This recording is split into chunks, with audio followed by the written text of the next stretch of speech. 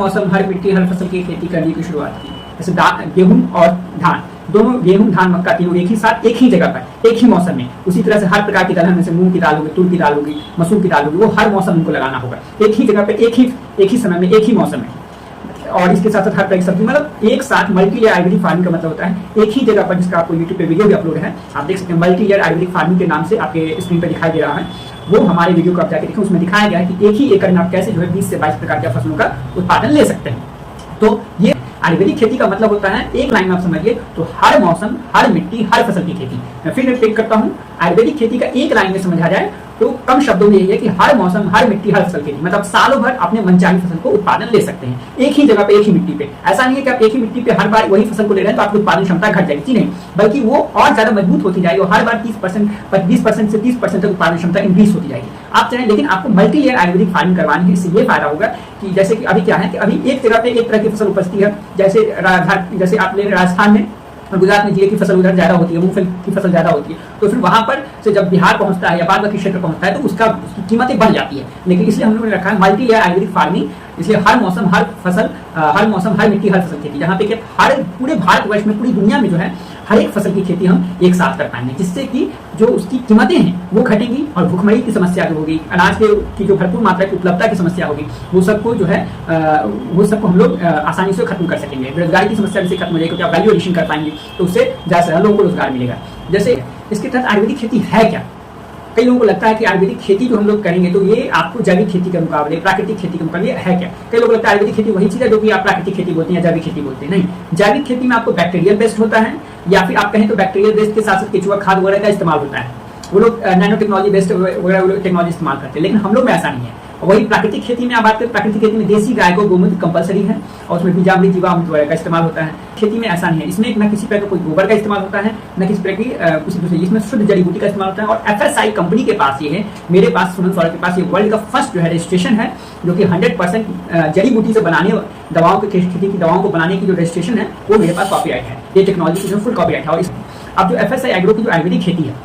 वो है क्या? तो इसका एक लाइन में समझें तो आयुर्वेदिक खेती का मतलब है हर मौसम, हर मिट्टी, हर फसल की खेती। मतलब आप सालों भर किसी भी मिट्टी पे, चाहे आपको पथरीली मिट्टी हो या भारत के किसी भी कोने में चल जाए, दुनिया के किसी भी कोने में चल जाए, वहां पर हर तरह की फसल की खेती कर सकते हैं। अब कई लोग सवाल करेंगे अंटार्कटिका में आप क्या गेहूं की खेती कर सकते हैं? बिल्कुल कर सकते हैं, अगर उसको वैसी जलवायु परिवर्तन के हिसाब से, ठीक है, अगर हम वहाँ पे काम करें तो वहाँ पे भी खेती संभव हो सकती है। देखिए, आप ये भ्रम करना छोड़ दी, लेकिन वहाँ की वैरायटी दूसरी होगी, ये बात मैं मानता हूँ, वहाँ की वैरायटी दूसरी, लेकिन वहाँ पे भी हम लोग उपलब्धता कर सकते हैं। वहाँ पे सब्जी की खेती कर सकते हैं, वहाँ पे अनाज की खेती कर सकते हैं, ताकि वहाँ के लोगों को भी जो भोजन की उपलब्धता हो सके। सहारा रेगिस्तान हो गया या भारत का रेगिस्तान राजस्थान हो गया, उन सभी जगहों पर भी हम खेती कर रहे हैं और हमने करके भी ये दिखाया है अलग अलग क्षेत्रों में, हर एक मिट्टी पे, जिसकी आपको जानकारी होगी, हमारे यूट्यूब चैनल पे उपलब्ध है, या अलग अलग हमारे किसानों की हमें जानकारी उपलब्ध है। और हमने एक साथ कई तरह के फसलों को हमने बताया एक ही समय पे। तो अब हम बात करते हैं कि जो आयुर्वेदिक खेती के माध्यम से जो है, अब आयुर्वेदिक खेती कैसे होती है, उसमें क्या अंतर है? तो आयुर्वेदिक खेती आप बेसिकली ये समझिए कि जो हम लोग जड़ी बूटियों से बनी हुई दवा जो है वो क्या करती है, वो हमारे जो ऑलरेडी, चूंकि हम सभी लोग जानते हैं कि हमारे पर्यावरण में 78% नाइट्रोजन है, और चूंकि जब पृथ्वी पर जीवन नहीं था उससे पहले कार्बन जो है आपको जो है 98% के करीब जो है, 95-98% के करीब जो है हमारे पर्यावरण में कार्बन था, जिसकी वजह से वहाँ पे जीवन संभव ही नहीं था। फिर अचानक क्या परिवर्तन हुआ? लोग ये सोचते हैं क्या परिवर्तन हुआ, तो फिर आप जब जानेंगे तो क्या हुआ कि नाइट्रोजन जो है धीरे धीरे करके जो है उन सभी जो कार्बन, जितने भी जीवन में तत्व हैं, जितनी भी चीजें आप ठोस पदार्थ, चाहे आप कुर्सी देख रहे हो, इंसान को देख रहे हैं, किसी जीव को देख रहे हैं, वो सारे कार्बन तत्वों से बने हुए हैं। तो उनका जो उनका सॉलिडिफिकेशन जो है कैसे हुआ? वो नाइट्रोजन के माध्यम से हुआ। इस कारण से नाइट्रोजन जो है, नाइट्रोजन राइजोबियम बैक्टीरिया जो है इसमें बहुत बड़ा रोल निभाई। और राइजोबियम बैक्टीरिया जो है आपको नाइट्रोजन फिक्सेशन बैक्टीरिया जो है वो पर्यावरण में हर जगह है, हमारी पृथ्वी पर हर जगह है, जो कि लगातार नाइट्रोजन का जो है उत्सर्जन करती रहती है, जिसके माध्यम से जो है आपको जो भी चीज़ ठोस अवस्था में है वो ठोस अवस्था में बनी रहती है। वहीं जहाँ पर नाइट्रोजन की उपलब्धता कम हो जाती है वहाँ पर आपको कार्बन उत्सर्जन बढ़ जाता है, और कार्बन उत्सर्जन जब बढ़ता है तो फिर आपको वहाँ पे चाहे कार्बन मोनोऑक्साइड हो गया या गैस के रूप में कार्बन रिलीज होता है, जिस कारण से जो है हमारे पर्यावरण को नुकसान होता है। तो इसलिए जो है नाइट्रोजन का बने रहना बहुत ज़्यादा जरूरी है, ताकि हमारी पृथ्वी जिस अवस्था में है उस अवस्था में बनी रहे। तो हमारी जो आयुर्वेदिक जो दवाएं हैं वो क्या करती है, इन्हीं गुड बैक्टीरिया के लिए एक फूड का काम करती है। आयुर्वेदिक खेती क्या है, तो वो हर मौसम, हर मिट्टी, हर फसल खेती है। लेकिन ये कैसे काम करती है, ये क्या करती है, जितनी प्रकार की हमारी आयुर्वेदिक जड़ी बूटी की दवाएं होगी उनके लिए ये फूड का काम करती है। और ये जो गुड बैक्टीरिया, जितनी प्रकार आयुर्वेदिक दवाएं होंगी, ये क्या करती है, फूड का काम करती है गुड बैक्टीरिया के लिए। जितने good bacteria, nitrogen fixation bacteria जितने होंगे, उनके लिए आपको फूड का काम करती है। और जिनको इतना ज़्यादा भोजन उनको मिलेगा, वो उतनी ज़्यादा अपनी संख्या को बढ़ाएंगे, और उनकी संख्या जितनी ज़्यादा बढ़ेगी उतना ज़्यादा नाइट्रोजन साइकिल तेज होगा। नाइट्रोजन साइकिल तेज होगा, दूसरी बात है उनकी फर्टिलाइजर की उपलब्धता जो है, खाद की उपलब्धता खेतों में मिल जाएगी, फॉस्फोरस की उपलब्धता मिल जाएगी, पोटेशियम की उपलब्धता मिल जाएगी, सल्फर कैल्शियम की उपलब्धता हो जाएगी। तो इस माध्यम से जो है हम लोग की दवाएं जो है पौधे को अंदरूनी रूप से भी मजबूत करती है, साथ ही साथ जो है हमारी जो आयुर्वेदिक खेती के माध्यम से जो है आपको पौधे का जो इंटरनल इम्यूनिटी हुआ, जो आंतरिक जो क्षमता होगी, उसको भी बढ़ाती है, प्लस सेल्फ इन्वायरमेंट क्रिएट करती है। मतलब हर किसी का अपना एक ऑरा होता है, जितना भी आपके घर में आप कोई भी जीव हो गया, कोई भी इंसान हो गया, हर किसी का एक अपना सेफ स्पेस होता है। वो स्पेस को ये आयुर्वेदिक खेती के माध्यम से आयुर्वेदिक दवाएं जो उनका सेल्फ इन्वायरमेंट जो उनका हो गया उसको मजबूत बनाती है, ताकि वो जब ऑक्सीजन, क्योंकि जितने भी जीव पृथ्वी पर हैं वो ऑक्सीजन के माध्यम से ही जीवित हैं।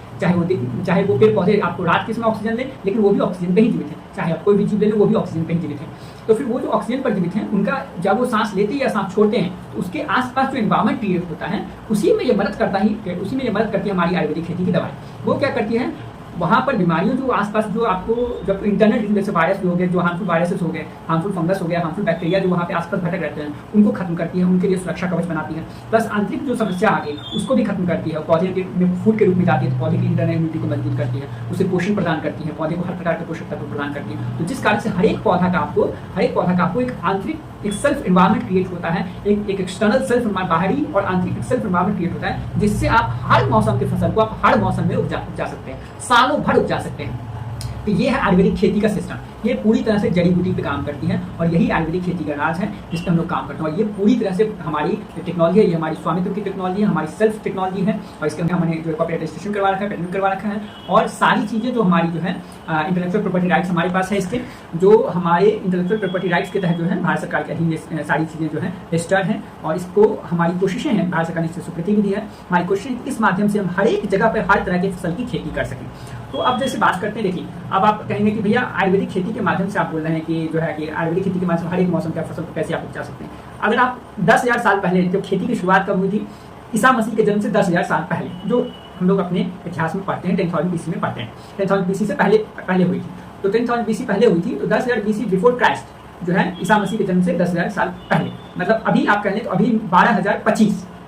2025 अभी चल रहा है, तो 12,025 वर्ष पहले जो है खेती की शुरुआत हुई। तो क्या आप जरा सोचिए, आज जो पद्धति चल रही है, जो रासायनिक कंपनियां जो कि लोगों को मूर्ख बना रही है, कि कहते हैं कि भैया आप गेहूं की खेती रबी के सीजन में ही कर सकते हैं, इसकी खेती उस सीजन में ही कर सकते हैं, उसमें तो क्या आप बताइए, क्या वो लोग उसमें उतने बुद्धिमान थे? क्या आप उन लोगों के पास क्या ऐसा कोई टेक्नोलॉजी थी कि वो लोग ये पकड़ सकते हैं कि भैया ये इस मौसम में होता नहीं? उन लोगों के पास जिस तरह की जो भी जिस जगह पे मिले, उन लोगों ने उसी का उत्पादन शुरू किया, और वो हर जगह पे फिर उसको ट्रांसप्लांट करते गए, एक जगह से दूसरी जगह पर उसको लगाते गए, जगह जगह अपने स्थिति को बनाते गए। जो हम देखते हैं कि हमारे इतिहास में देखते हैं कि युद्ध भी हुए इसके लिए, जगह जगह पे जैसे युद्ध हुए दूसरी तरह की फसलों को दूसरी जगह पर लगाने के लिए, उनके लैंड को बढ़ाने के लिए, ताकि उनको और उनकी कमाई हो। तो फिर ये जो हुआ, ये सारा का सारा जो है उस समय ये बिना जो आज की टेक्नोलॉजी इसके बगैर हुआ। तो उस समय जब ये नहीं था, ये सिस्टम था ही नहीं, आपको इतिहास में ऐसा कहीं कोई सिस्टम है ही नहीं लिखा हुआ कि आपको बरसात के मौसम में ही धान होगा, सर्दी के मौसम में ही गेहूं होगा, मूंग की फसल साल में 3 ही महीने होगी। तो ये सारे जो अनाज निकल करके आए हैं, ये सारे तो उसी समय से निकल करके आए हैं। हम हड़प्पा सभ्यता में भी देखते हैं 2500 वर्ष पहले, 4000 वर्ष पहले हम देखते हैं कि हड़प्पा सभ्यता के दौरान भी चावल के दाने पाए गए, है ना। तो ये सारी चीज़ें जो हुई, तो क्या उस समय क्या ये पता था कि ये समय होता है? उन लोगों को जो अनाज जहाँ पर मिला उन्होंने उसको बचाया। हम भी वही कर रहे हैं, लेकिन हम इसे जड़ी बूटी के माध्यम से इसलिए हम कर रहे हैं क्योंकि जो रासायनिक कंपनियां जो है वो मिट्टी की जो क्षमता है उसको नष्ट कर चुकी है।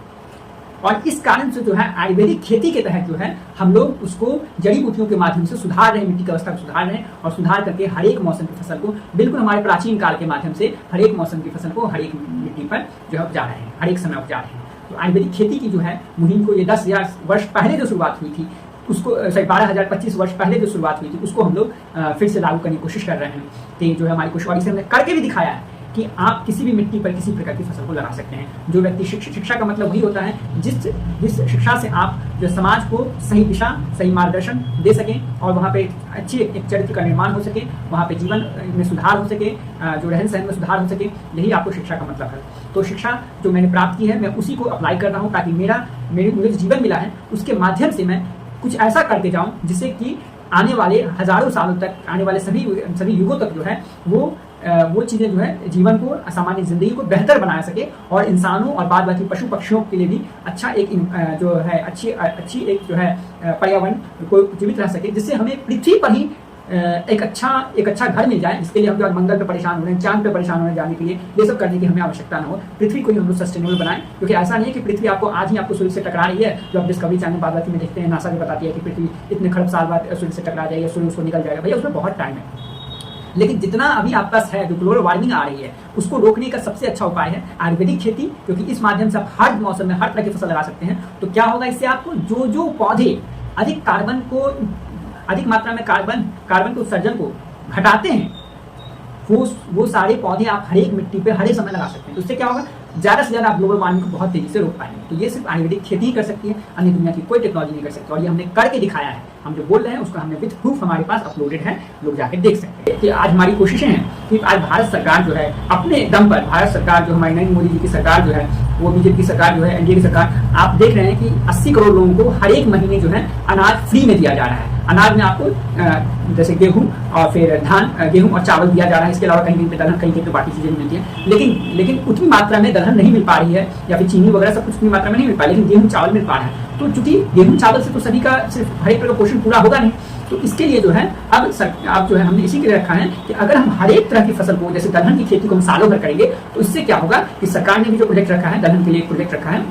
कि उसको ज़्यादा से ज़्यादा उपलब्धता कराना। सरकार ने इस बार के बजट में भी कहा है, भारत सरकार ने, कि ज़्यादा से 100% दलहन की जो पैदावार को खरीदा जाएगा भारत सरकार के द्वारा, अच्छी एमएसपी पे खरीदा जाएगा। तो इसी के तहत हमने कहा है कि अब आयुर्वेदिक खेती के माध्यम से, जैसा हमने कहा था उसे भारत सरकार ने भी अप्लाई किया कि जो है कि और मैं इसके लिए धन्यवाद देता हूँ कि भारत सरकार हमारी बातों को स्वीकृति दी है कि जैसे हर मौसम के माध्यम से हम लोग सालों भर दलहन की भी खेती कर सकते हैं। तो अब दलहन की खेती में अब जितने भी हर एक क्षेत्र में दलहन की खेती होगी, तो सरकार को भरपूर मात्रा में दाल उपलब्ध होगा, जिससे सरकार जितने गरीब वर्ग के लोग हैं, जितने में आपको कम आय स्रोत के लोग, या फिर जो 80 करोड़ लोगों को, जिन लोगों को फ्री में अनाज अभी मिल रहा है, उन लोगों को साथ में सरकार हर एक परिवार के हिसाब से 5 किलो 10 किलो जो है दाल भी जो है उपलब्ध हर महीने करवाएगी, जैसे आज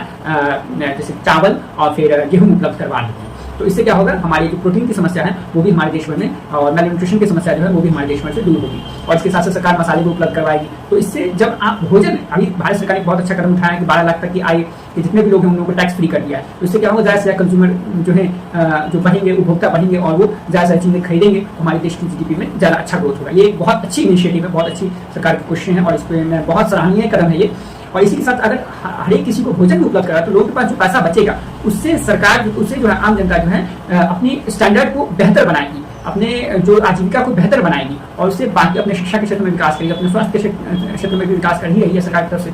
आयुष्मान भारत जैसी योजनाएं चलाई जा रही है, लेकिन शिक्षा क्षेत्र में तरह तरह से विकास विकसित होंगे, वो लोग अपने घरों का निर्माण अच्छे से करेंगे, प्रॉपर्टी में इन्वेस्ट करेंगे, गाड़ियों में इन्वेस्ट करेंगे, तो इससे भारत की इकॉनमी में अच्छा खासा इजाफा होगा।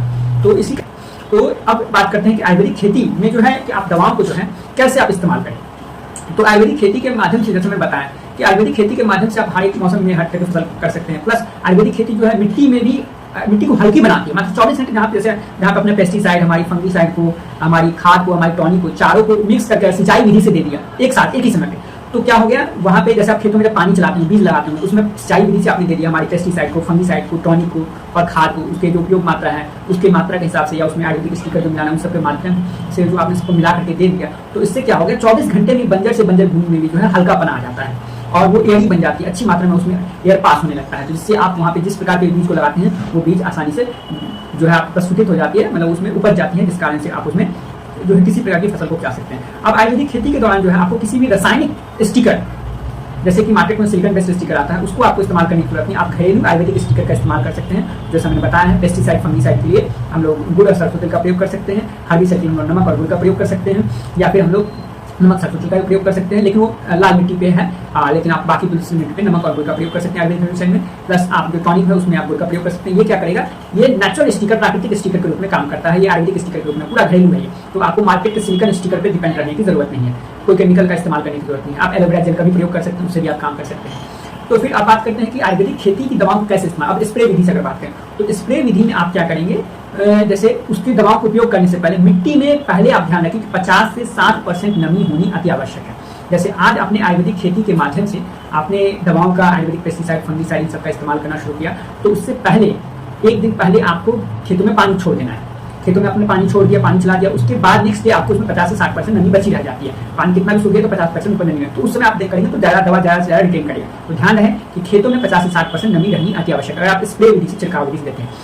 तो फिर आपको, अगर आप सिंचाई विधि से देते हैं तो आप क्या करें कि सभी दवाओं को, जैसे पेस्टिसाइड, फंगिसाइड, सिर्फ हर्बिसाइड अलग करके, तो हर्बिसाइड को भी आप सिंचाई विधि से दे सकते हैं, लेकिन चूंकि हर्बिसाइड कम खरपतवार को सुखाना है तो उसे हमारे पेस्टिसाइड, फंगिसाइड, खाद, टॉनिक के साथ नहीं मिलाना है। लेकिन जहां हम पेस्टिसाइड, फंगिसाइड, खाद, टॉनिक चारों को एक साथ सिंचाई विधि से कैसे दे सकते हैं, तो जैसे हमने जब खेत में पानी छोड़ा तो उसी समय आप या तो पानी जहां से निकल रही है छोड़ने के लिए वहीं पे आप सबको मिश्रित करके मिला दें, उनके स्टिकर वगैरह के साथ सब कुछ मिला दें, और नहीं तो आप जो है गुड़ सरसों तेल वगैरह डाल करके सबको मिला, नहीं तो आप क्या करें, जहां जहां पानी का पाइप रख रहे हैं वहां पे एक बड़ा सा बाल्टी में इन सभी दवाओं को का घोल बना करके रखें, 50 लीटर पानी में घोल बना करके, और वहां पे थोड़ी सी मात्रा में इसको डाल दें, 2 लीटर 3 लीटर करके डाल दें, तो ये पानी जहां जहां फैलेगा वहां आपको जो है दवा भी फैलती जाएगी। तो ये सबसे आसान विधि होता है। आयुर्वेदिक खेती करना बहुत ही आसान है, इसमें आपको अधिक लेबर भी नहीं लगेगा,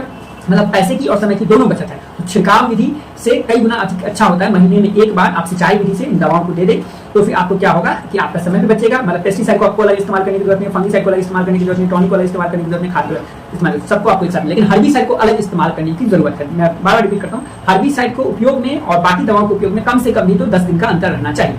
और हमारी दवाओं के उपयोग के बाद, हमारी एफएसआई एग्रो की दवाओं के उपयोग के बाद किसी अन्य दवाओं का प्रयोग नहीं होना चाहिए, चाहे आप 15 दिन बाद में, 20 दिन, अगर आपको संतुष्टि नहीं है तो 1-1.5 महीने बाद ही आपको दूसरी दवा दें, उससे पहले नहीं दें, ये बात ध्यान रहे। और उसकी जैसे आपने कोई भी हर्बिसाइड हमारी जो दी है उसके हर्बिसाइड के बाद खासतौर पर मैं ध्यान बता दूं कि हर्बिसाइड को देने के तुरंत बाद आप कोई भी प्रकार का केमिकल या हमारी ही खुद एफएसआई एग्रो की दवाओं को तुरंत प्रयोग नहीं करना है, क्योंकि हर्बिसाइड का काम खरपतवार को सुखाना है। तो जो दवा जो है अंदर जब जाती है तो जड़ों में जो खरपतवार की जड़ें होती है, मिट्टी के अंदर जो जड़ों में जो खरपतवार की जड़ें होती है उसको सुखाने काम करती है। तो उस दौरान जैसे आप दूसरा कुछ देंगे तो वो लेयर, जो दवा का लेयर टूट जाएगा, फिर हर्बिसाइड का कोई रिजल्ट नहीं आएगा। जो मैं पहले भी बोला हूँ, इसलिए ध्यान रहे कि हर्बिसाइड के उपयोग के वक्त जो है आपको उपयोग के बाद 10 दिन तक आपको कुछ भी अन्य दूसरा कुछ प्रयोग नहीं करना है, या खेतों में पानी भी नहीं छोड़ना है, ये चीज का ध्यान है। अब बात करते हैं हम लोग कि आयुर्वेदिक खेती के माध्यम से जो है जैसे 1 एकड़ में जो लगता है वो आपको अकॉर्डिंग टू डिपेंड करता है, कहीं पे 50 ग्राम जो 1 एकड़ खेत में 50 ग्राम पेस्टिसाइड, 50 ग्राम फंगिसाइड, 50 ग्राम टॉनिक हो गया, हमारा आयुर्वेदिक प्लांट्स को टॉनिक हो गया, 5 किलो का खाद पाउडर वाली हो गया, 250 ml की लिक्विड वाली हो गई, इन चारों को 1 एकड़ में आप जो है मिला करके सिंचाई विधि से दे सकते हैं। अब हम जैसे चर्चा करें कि जो है आयुर्वेदिक खेती में के माध्यम से हम लोग जो है जैसे हल्दी की खेती में कम से कम, जैसे हम सभी लोग जानते हैं, 7 से 10 महीने का समय लगता है, और उसे आप 5 महीने में कर सकते हैं। आयुर्वेदिक खेती में आप हल्दी की खेती वाली हमने करके भी दिखाया है। आयुर्वेदिक खेती के उत्पादन को हम लोग 5 महीने में तैयार कर सकते हैं। केले का जो, जब आप केले का कहीं जगह कर्नाटक में, कहीं जगह महाराष्ट्र वगैरह के राज्य में क्या होता है कि केले का हमने टिश्यू, आज हमने कल्चर केले का टिश्यू आज छोटा पौधा लगाया है, और लगाने के हमें लगभग 8-10 महीने का इंतजार करना पड़ता है केला में, पपीता में, उसके उत्पादन देने के लिए। लेकिन हमारी आयुर्वेदिक खेती में ऐसा नहीं है। आप उसको 5 महीने में, अगर आप हर महीने हमारे पेस्टिसाइड का 50 ग्राम पेस्टिसाइड 1 एकड़ में, 50 ग्राम फंगिसाइड, 5 किलो का खाद पाउडर वाला, 250 ml लिक्विड वाली आयुर्वेदिक खाद, इसके अलावा 2.5 किलो की जो ये पाउडर वाली खाद होगी या लिक्विड वाली खाद, और पाउडर वाली खाद के साथ साथ जो है आपको 50 ग्राम टॉनिक जो है, इन चारों का जब आप प्रयोग करते हैं, 5 का जब प्रयोग आप करते हैं, तो फिर जो आयुर्वेदिक खाद जो आप साथ में देते हैं, सब कुछ हर महीने देते हैं, तो क्या होता है कि 5 महीने लगातार देने के बाद 6ठे महीने से ही जो है आपका उत्पादन देना वो शुरू करते हैं। मतलब 5 महीने के एंड, मतलब मध्य आते ही जो है आप देखेंगे उसमें फ्लावरिंग, फ्रूटिंग होना शुरू हो जाएगा, और 5 महीने का लास्ट होते होते आपको पौधा फसल देना शुरू हो। केले का उत्पादन शुरू हो जाएगा 5 ही महीने में, पपीते का उत्पादन शुरू हो जाता है, हल्दी का हमने उत्पादन करके दिखाया, केला भी हमने दिखाया कि सालों भर। और एक बार जो केला लग गया, नॉर्मली लोग क्या करते हैं, केले का उत्पादन लेने का केले को जड़ सहित काट देते हैं, काटना नहीं है उसे, एक बार लगाने का आप 4 साल लगातार उसका उत्पादन 4 से 5 साल तक ले सकते हैं, कम से कम 3 से 4 साल आप आसानी से ले सकते हैं। उसको लगा दिया और हर एक 3 महीने 4 महीने में आप एक बार में एक पेड़ से आप केला उत्पादन ले सकते हैं। तो बार बार आप साल में कम से कम 4 बार केले का उत्पादन ले सकते हैं, पपीते का 3 से 4 बार आप उत्पादन ले सकते हैं। आप चाहे आप इसका पपीते का जब उत्पादन होगा तो महीने के 10 से 5 महीने के बाद आपको उत्पादन लेना शुरू कर दिया, तो पपीते में हर महीने का उत्पादन ले सकते हैं। पपीता एक पौधे में आपको कई सारे पपीते आपको होते हैं। और आप चाहे केला भी हो गया, केला में भी आप कहते हैं कि हर 3 महीने पे एक उत्पादन आप ले सकते हैं। अनार हो गया, अनार में 5 महीने के बाद उत्पादन ले सकते हैं। प्लस आपको अमरूद हो गया, उसमें सालों भर उत्पादन ले सकते हैं। आम का जो लोग कल्चर लगाते हैं तो आम में लोगों को 10 साल, 5 साल, 4 साल, 5 साल इंतजार करना पड़ता है, लेकिन ऐसा नहीं है। आप उसको भी जब लगाते हैं तो उसके बाद, चूंकि आयुर्वेदिक खाद में क्षमता की पौधे का विकास बहुत तेजी से कर देती है, तो उसमें मज्जर आना जो है बहुत कम समय में शुरू हो जाता है। तो 5 से 6 महीने के बाद ही जो है आप फलों का जो है उत्पादन उसमें ले सकते हैं। जो छोटे छोटे आम जो होते हैं उनको आप ले सकते हैं। तो आयुर्वेदिक खेती के माध्यम से जब आप रेगुलरली इन दवाओं का उपयोग करते हैं तो आप 5 महीने में आप किसी प्रकार के फल का जो उत्पादन या रसदार फलों का जो हमने करके भी दिखाया है, जैसे मैं गागर नींबू को करके दिखाया, पार्वती को करके दिखाया, तो आप उत्पादन ले सकते हैं। आप सभी का हार्दिक धन्यवाद। आपका दिन शुभ हो। हरे कृष्ण। जय हिंद। हरे कृष्ण।